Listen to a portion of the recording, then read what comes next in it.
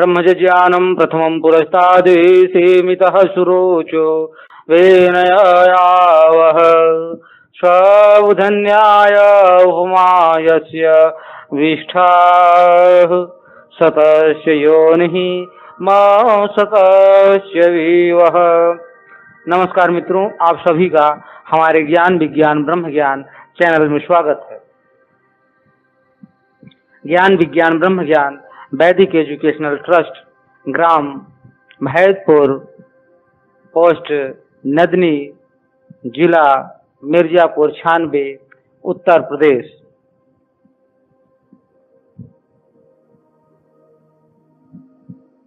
GYAN GIGYAN BRHAM GYAN 98@gmail.com 93058616। वैराग्य सत्कम part 9। अग्रे गीतं सरसक वयः पार्श्ववतो दाक्षिणात्या पृष्ठे लीला बलयरणीतं चामरग्राहिणीनां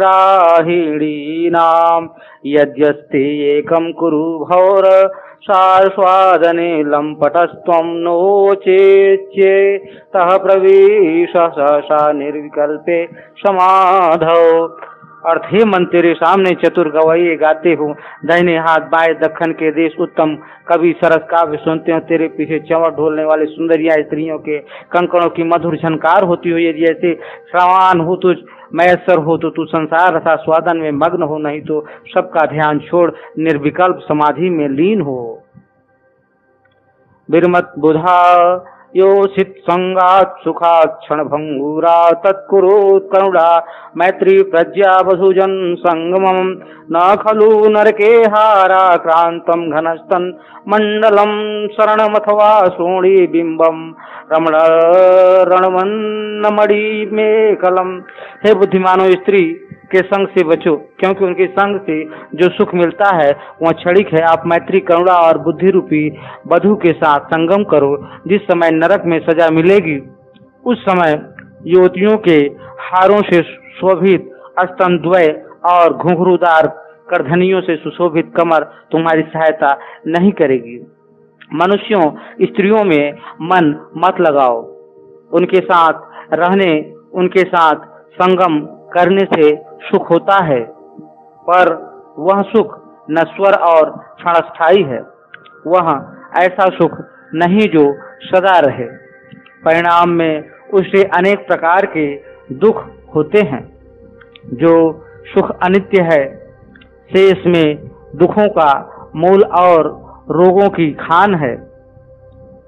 उस सुख को सुख समझना बुद्धिमानों का काम नहीं है। अगर आपको संगम ही करना है तो आप सहानुभूति, परोपकार वृत्ति एवं प्रज्ञा रूपी बहू के साथ संगम कीजिए। इनके साथ संगम और प्रीति करने से आपको नित्य सुख मिलेगा। ऐसा सुख मिलेगा जो इस लोक को और परलोक में सदा स्थिर रहेगा। जिन लोगों ने पहले दूसरों के दुख दूर किए हैं, जिन्होंने परोपकार के लिए जाने दी है, जिन्होंने ज्ञान से काम लिया है, उनका भला ही हुआ है। अगर आप स्त्री सुख में भूले रहोगे तो जब आपको नरक की भयंकर यातनाएं भोगनी पड़ेंगी, जब आप पर यमदूतों के डंडे पड़ेंगे, उस समय क्या स्त्रियों के हारों से सुशोभित स्तन मंडल और करधनियों से शोभायमान पतली कमर आपकी रक्षा कर सकेगी? नहीं, इनसे कोई लाभ न होगा। उस समय ये आड़े न आएंगे। उस मौके पर परोपकार करके जो पुण्य संचय किया होगा वही आपकी रक्षा करेगा। बुद्धि से काम लोगे तो भला होगा, क्योंकि बुद्धि ही आपको नरक से बचने की राह बताएगी। किंतु स्त्री तो आपको सीधी नरक की राह दिखाएगी। आश्चर्य है, अज्ञानी लोग अच्छे को बुरा और बुरे को अच्छा समझते हैं। अपने सच्चे मित्रों से प्रीति नहीं करते, किंतु झूठे और कुराह में ले जाने वालों से प्रीति करते हैं। महात्मा सुंदरदास जी ने कहा है, विषय ही की भूमि माही विष के अंकुर भये, नारी विष बेली बढ़ी नख सीख देखिए, विषही के जड़ मूल विषही के डार पात, विषही के फल फूल लागे जू विषेखिए, विष के तंतु पसार उर्झाई आटी मार, सब नर वृक्ष पर लपेटहि लिखिए सुंदर कहत, को संत तरु बची गए, तिनके तो कहूँ लता लाग नहीं पेखिए, कामिनी को यंग अति मलिन महाय शुद्ध, रोम रोम मलिन मलिन सब द्वार हैं, हाड़ मांस मज्जा मेद चाम शूल लपेट राखें, ठौर ठौर रखत की भरे भंडार है, मूत्र हूँ पुरी सयात एक में मिल रही, और उदर माय विविध विकार हैं, सुंदर कहत नारी नकसिक निंद रूप, ताहि तो सरा है सो तो बड़ोई गंवार है। रसिक प्रिया रसमंजरी और श्रृंगार रही, जाना चतुराई करी, बहुत विधि विषय बनाई यान, विषय बनाई यान लगत विषयी नकु प्यारी, जागे मदन प्रचंड सराहे नक सीख नारी, ज्यों रोगी मिष्ठान न खाई रोगही विस्तारे, सुंदर ए गति होई जोई रसिक प्रिया धारे।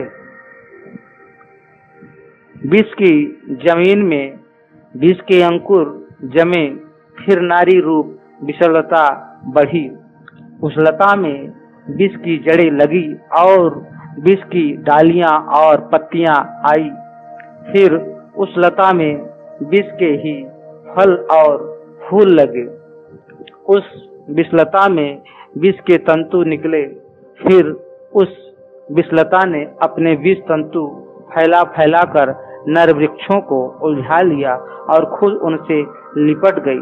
सुंदरदास जी कहते हैं, विषलता के फंदे में अधिकांश नर रूपी वृक्ष फंस गए, कोई बिरले ही संत रूपी वृक्ष उससे अछूते बच सके, उनके ही शरीरों में यह विषलता लगी हुई न दिखाई दी। मतलब यह कि स्त्री विष की बेल है, उसकी जड़, उसकी डालियां, उसकी पत्तियां, उसके फल फूल सभी विषपूर्ण है। सारांश यह कि स्त्री का सर्वांग विष से भरा है, स्त्री का कोई भी अंग ऐसा नहीं जिसमें विष न हो। यह स्त्री रूपी विष बेल अज्ञानी विषयी लोगों को अपने फंदे में फंसाकर नाश कर देती है, क्योंकि विष स्वभाव से ही प्राणघाती होता है। सिर्फ वे लोग इस स्त्री रूपी विष बेल से बचते हैं जो ज्ञानी हैं, जो इसकी असलियत को जानते हैं, जिन्होंने अपनी इंद्रियों को अपने वश में कर लिया है, जिनकी इंद्रियां विषयों की तरफ नहीं झुकती। और भी खुलासा यह है कि स्त्री विषलता के समान है। विषलता जिस वृक्ष से लिपट जाती है उसे सुखा सुखा कर नष्ट कर देती है। इसी तरह स्त्री जिस विषयी पुरुष के पीछे लग जाती है अथवा जो पुरुष स्त्री के फंदे में फंस जाता है वह भी सब तरह से नष्ट हो जाता है। इसके सभी अंगों में विष भरा है। जिस तरह विष खाने से जहर चढ़ता है उसी तरह इसकी आंख, इनके गाल, इसकी भौं, छातियां, जांघें प्रभृति किसी भी अंग के देखने और छूने से विष चढ़ जाता है। विष के चढ़ जाने से पुरुष मतवाला हो जाता है, उसके होश हवास खता हो जाते हैं और बुद्धि मारी जाती है। बुद्धि के मारे जाने से पुरुष बिना पतवार की नाव की तरह नष्ट हो जाता है। इस लोक में नाना प्रकार के रोग और दुख भोग कर मर जाता है और परलोक में भी दुख ही पाता है। संखिया प्रभृति विष का मारा हुआ इस लोक में दुख पाता है, पर स्त्री विष का मारा हुआ अनेक जन्मों में दुख पाता है। और जहर खाने वाला एक ही बार मरता है, पर स्त्री विष सेवन करने वाला बारंबार मरता है। अतः बुद्धिमानों को इस स्त्री रूपी विषलता से सदा दूर रहना चाहिए, ताकि इसका विष शरीर में पैवश न हो पावे। स्त्री का शरीर अत्यंत मैला और अति अशुद्ध या गंदा है। इस प्रकार प्रत्येक रोम मैला और सारे ही दरवाजे गंदे हैं। इसका शरीर हाड़, मांस, मज्जा, मेद और चमड़े से लिपटा हुआ है। इसके अंदर जगह जगह खून के हौज भरे हुए हैं। पेशाब और पाखाने की आंतें आपस में सटी रहती हैं। इन सब के अलावा पेट में और भी अनेक तरह के मैले भरे हुए हैं। सुंदरदास जी कहते हैं, नारी पड़ी एड़ी से चोटी तक निंदनीय है, नख से सीख तक निंदा करने योग्य है। ऐसी निंदा की पात्री नारी की जो सराहना करते हैं, वे तो निश्चय ही बड़े गंवार और भौंदू हैं। खुलासा यह है कि स्त्री ऊपर से अच्छी मालूम होती है, पर वास्तव में गंदगी का पिटारा है। इसकी नाक में रहट भरा हुआ है, इसकी आंखों में कीड़े भरी हुई हैं, इसके मुंह में कफ और खखार भरे हुए हैं। इसकी मूत्रेंद्री से हर समय सफेद सफेद या लाल लाल गंदा पदार्थ बहा करता है। पेशाब से जांघें भीगी रहती हैं। इसकी मल और मूत्र की इंद्री में 2 अंगुल से ज्यादा का दूरी का फर्क नहीं है। जिन छातियों पर विषयी मर मिटते हैं, जिन्हें वे सुंदर सोने के कलश, कामदेव के नगाड़े अथवा सांतरे और अनार कहते हैं, वे 2 मांस के लौदे हैं। उनके ऊपर चमड़ा चढ़ा हुआ है। इसी से उनके भीतर की गंदगी छिपी रहती है। ऐसी गंदगी की पिटारी की तारीफों में जो लोग कविताएं करते हैं, वे सचमुच ही बेअक्ल और गंवार हैं। अनेक तरह की इंद्रिय भोग संबंधी वस्तुओं से बनी हुई और सजी हुई स्त्री विषयी लोगों को बहुत ही प्यारी लगती है। जब बलवान काम जागता है, तब वे इसका नक्शिक से वर्णन करने में अपनी सारी विद्वता खर्च कर देते हैं। चोटी से एड़ी तक एक एक अंग की दिल खोल कर तारीफ करते हैं। जिस तरह रोगी मिठाई खाकर अपने रोग को बढ़ाता है, उसी तरह जो लोग स्त्री या प्रिय को धारण करते हैं, अपनाते हैं, अनेक तरह के रोगों और दुखों को जानबूझकर आप बुलाते हैं। उनकी हर तरह से दुर्गति होती है। तरह तरह के रोग होते हैं। बल घटता है, आयु क्षीण होती है, हर क्षण चिंतित रहना पड़ता है, शांति पास नहीं आती और ईश्वर भजन में मन नहीं लगता।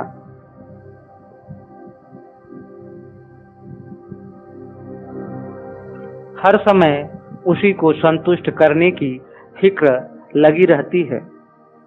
मरते समय भी उसी में मन अटका रहता है। जीवात्मा उसे छोड़कर जाना नहीं चाहता, उसके संग ही रहना चाहता है, पर समय आ जाने पर कोई भी इस काया में क्षण भर भी नहीं रह सकता, अतः देह त्यागनी ही पड़ती है। पर चूंकि स्त्री में मन लगा रह जाता है, उसकी वासना मन में रह जाती है, इसलिए वासना के कारण फिर जन्म लेना पड़ता है। जो जन्म लेता है उसे मरना भी पड़ता है। इस तरह स्त्री लोलुप को बारंबार जन्म लेने और मरने का घोर क्लेश सहना पड़ता है।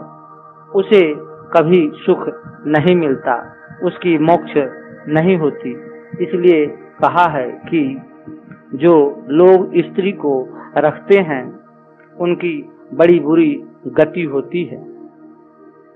सोरठा तजी तरुणी सो नेह, बुद्धि बधु सो नेह कर, नरक निवारत एह, वह नरक लय जात है।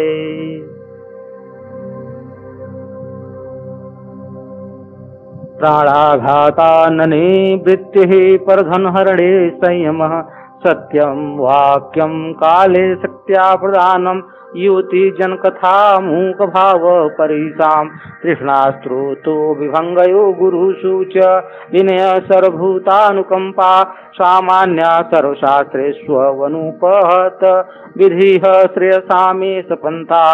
अर्थ किसी भी जीव की हिंसा न करना, पराया माल न चुराना, सत्य बोलना, समय पर सामर्थ्य अनुसार दान करना, पर स्त्रियों की चर्चा में चुप रहना, गुरुजनों के सामने नम्र रहना, सब प्राणियों पर दया करना और भिन्न भिन्न शास्त्रों में समान विश्वास रखना, ये सब नित्य सुख प्राप्त करने की अचूक रास्ते हैं। यदि आप मोक्ष की अचूक राह चाहते हो, यदि आप चिरस्थायी कल्याण चाहते हो, तो आप किसी भी प्राणी का विनाश मत करो। अपने पेट के लिए किसी की जान मत मारो।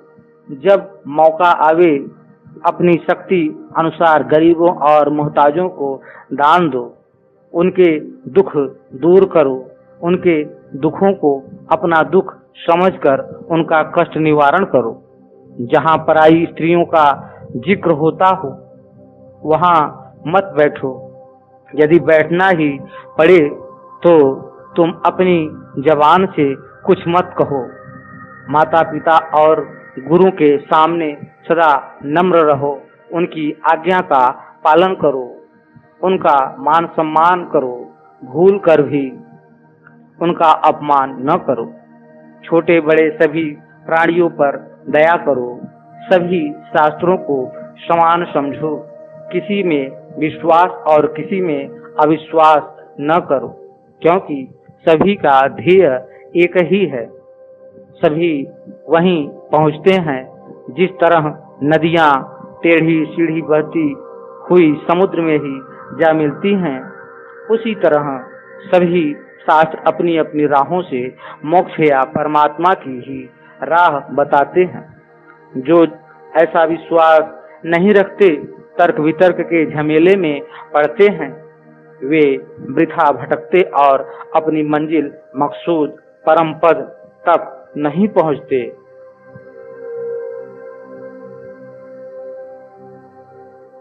महात्मा तुलसीदास ने ये सब विषय कैसी खूबी से संक्षेप में ही कह दिया है।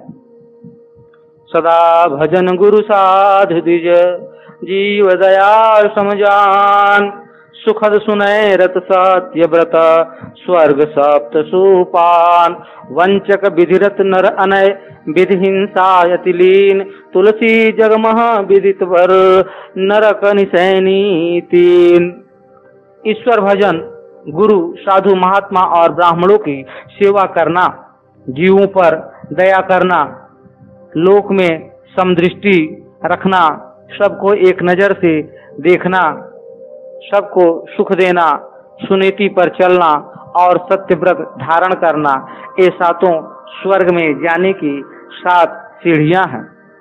जो इन कामों को वासना के साथ करते हैं, इन कामों का पुरस्कार चाहते हैं, वे स्वर्ग में जाते हैं, और जो इन कामों को बिना वासना के करते हैं, वे भगवान में मिल जाते हैं।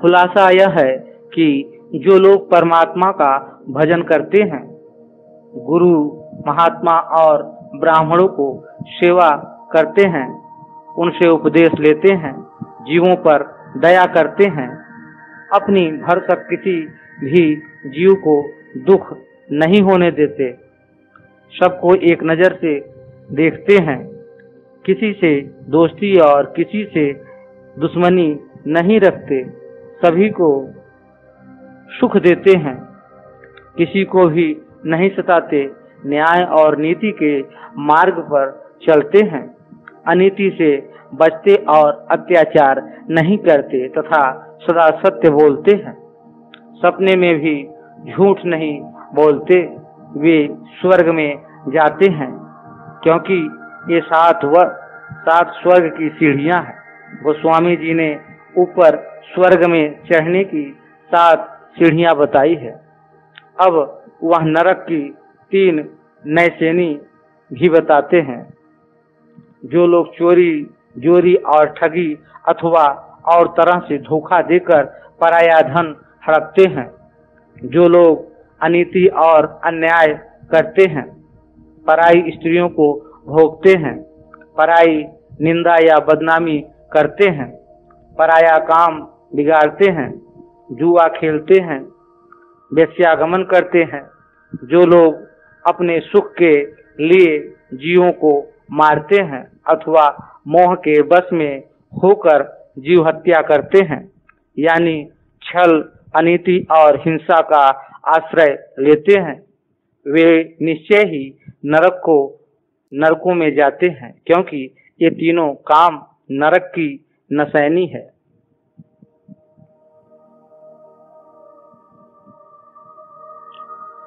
मातर्लक्ष्मी भजस्व कंचिदं परम मंतांग शीणीमा शंभो भोगेभ्य स्प्रियालौ नहि वयं का निस्पृहारामसि सद्य स्यूतपलाश पत्रपुटिका पात्रे पवित्रीकृते भिक्षासक्तुभिरेव संप्रति वयं वृत्ति समीहामहे।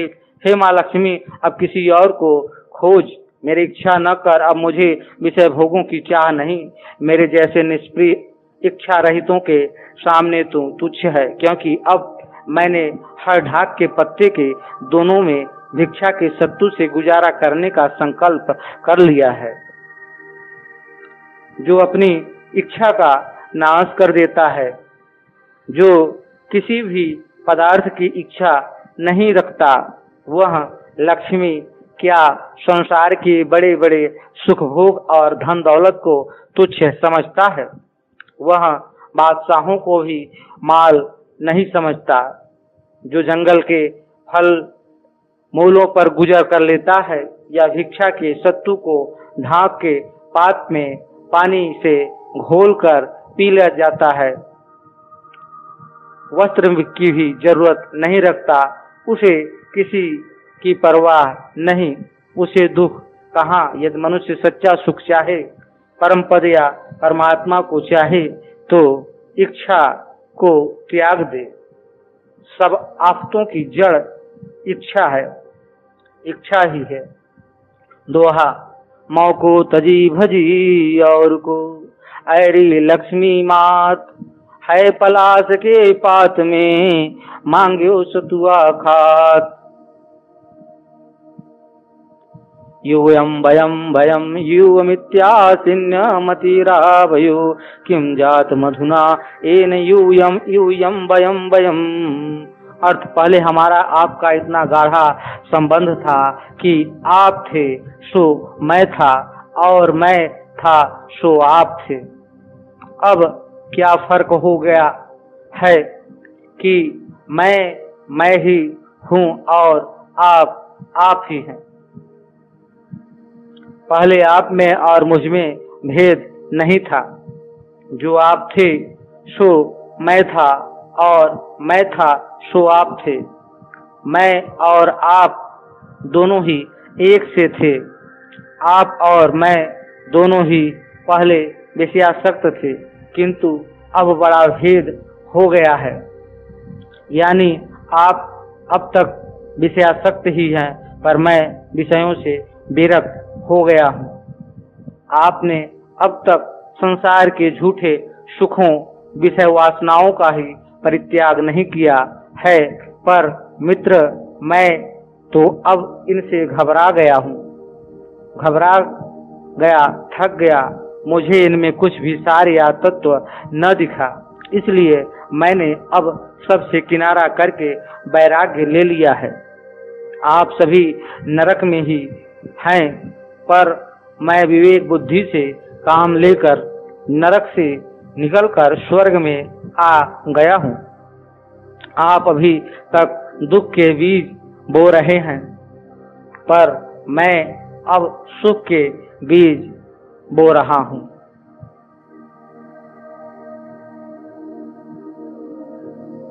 मित्र, तुम भी मेरी तरह उन भयंकर जंजालों को छोड़कर मेरी जैसी सुख की राह पर क्यों नहीं आ जाते? मित्रवर, इस राह में सुख है, उस राह में घोर दुख और नरक यातनाएं हैं। संसार को छोड़ने और भगवत से प्रीति करने में बड़ा आनंद है।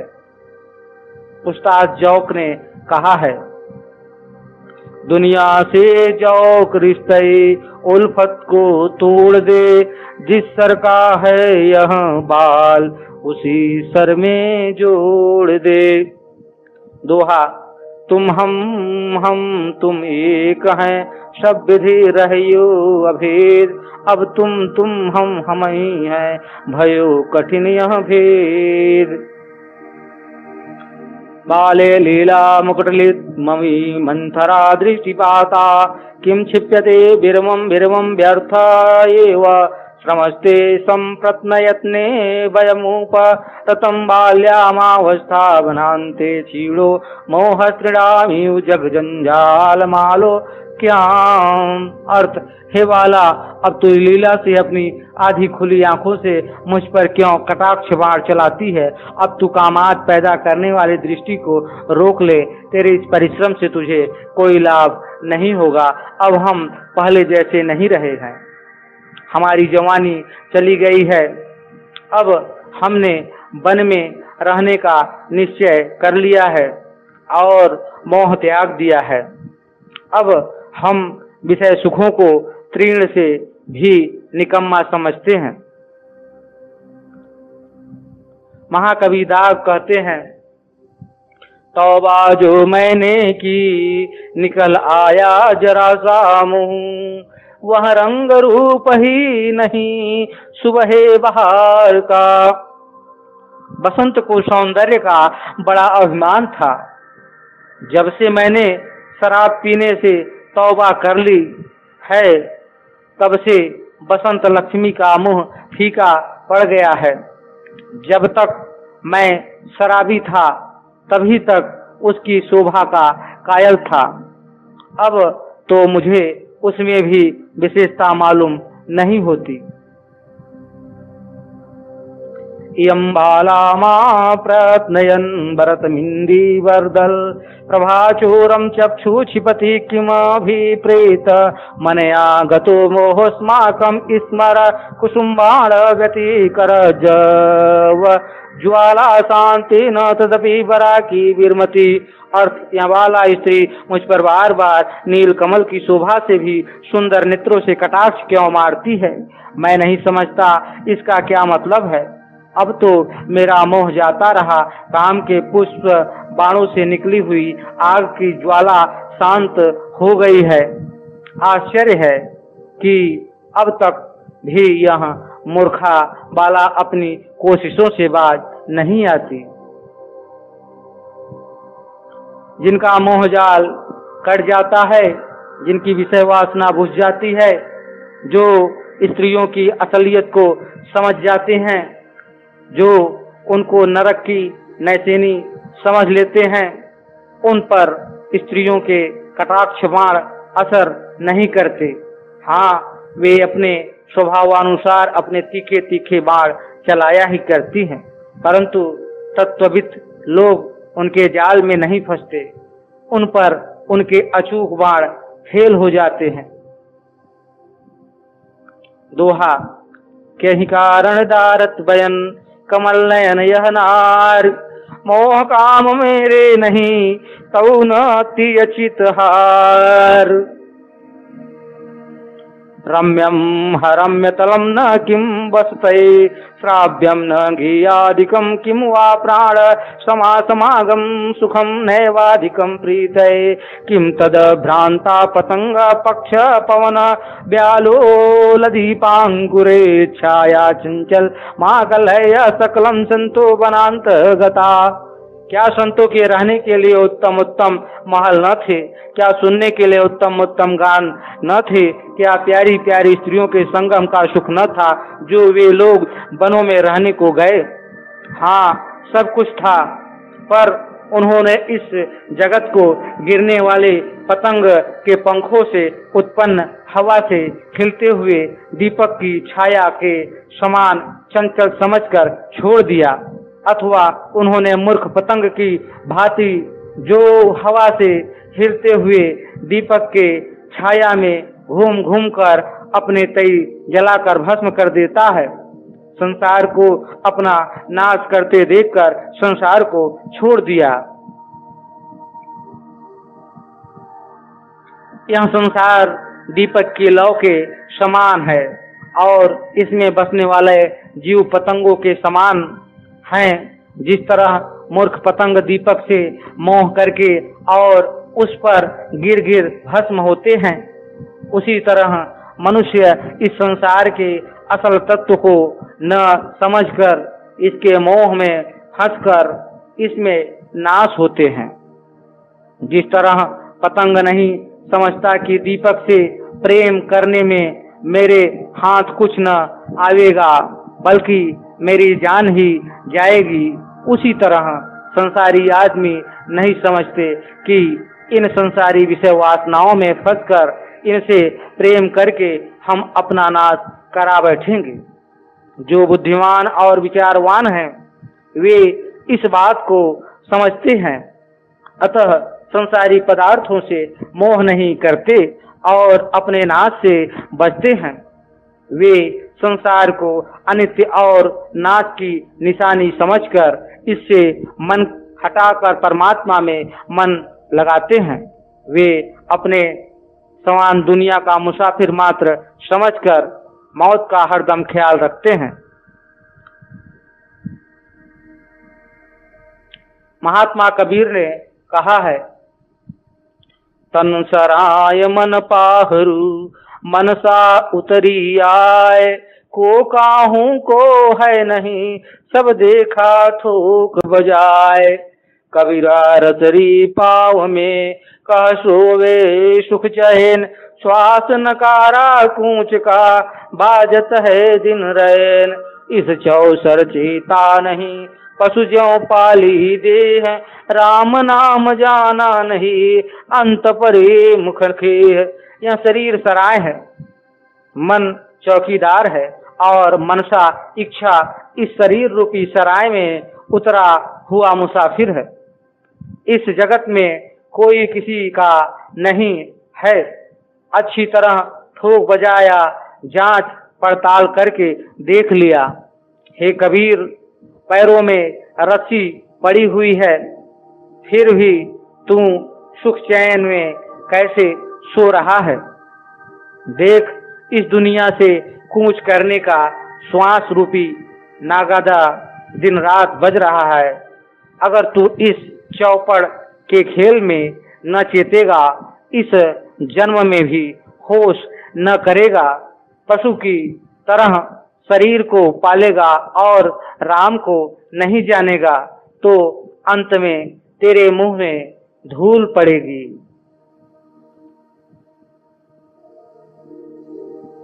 छप्पे महल महारमणी कहाँ बसी वे नहीं लायक, नाहिन सुनवे जो कहाँ जो गावत गायक नौ तरुणी के संग कहाँ सुकहूँ नहीं लागत, तो काहे को छाड़ छाड़ ये बन को भागत। इन जान लियो या जगत को, जैसे दीपक पवन में बुझिया बुझ जात छिनक में छवि भरे होता अधेरो भवन में। अति सुंदर व रमणीक महल क्या बसने योग्य नहीं है? गवैये जो मनोहर गान गाते हैं क्या वह सुनने योग्य नहीं है? नवीना बाला स्त्रियों के साथ रमण करने में क्या आनंद नहीं आता?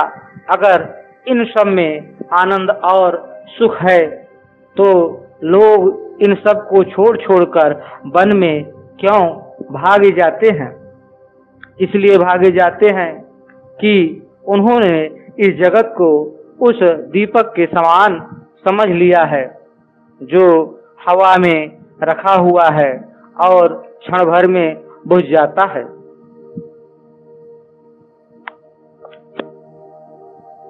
Thanks for watching, like, subscribe and share. Thank you.